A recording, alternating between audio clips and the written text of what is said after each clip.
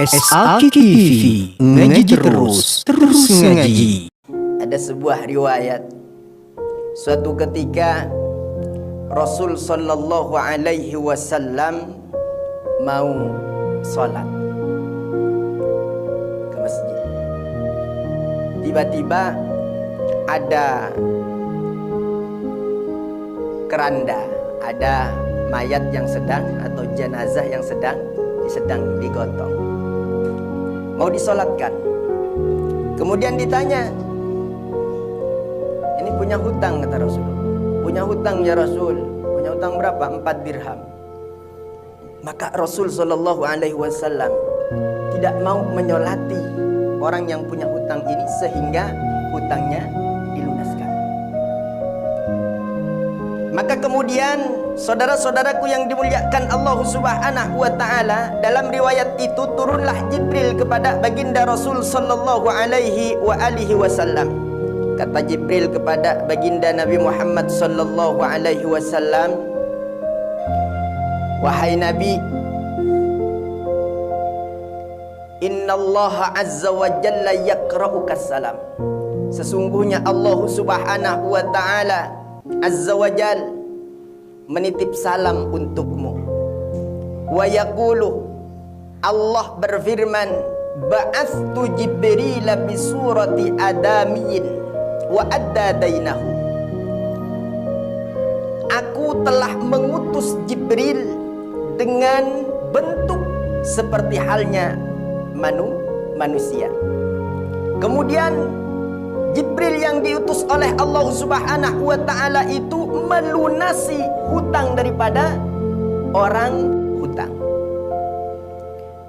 Faqalah, kemudian Jibril itu berkata kepada Rasulullah, qum fasalli, wahai Nabi, berdirilah, fasalli, dan salati dia.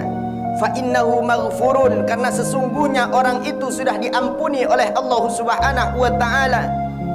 Wa yaqulu, dan juga Allah Subhanahu wa taala berfirman, man shalla ala janazatihi farallahu lahu. Barang siapa mensolati jenazah orang ini, maka Allah Subhanahu wa taala juga mengampuni dosanya. Wa qala an-nabi sallallahu alaihi wasallam, ya akhi Jibril, wahai saudaraku Jibril, min aina lahu hadhil karamah, dia dapat karamah ini dari mana wahai Jibril? Waliullah, Pak. Waliullah.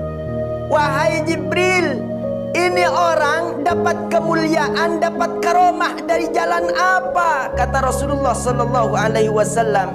Faqalah, maka kemudian Jibril menjawab, liqiraatihi kulla yaumin mi'ata marrah surata qul huwallahu ahad.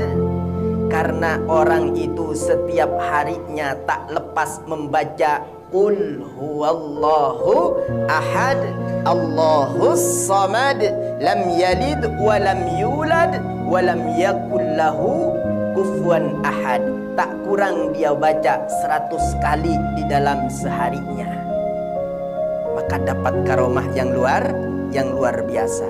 Li'anna fiha bayanu sifatillahi ta'ala wassana'u alaihi.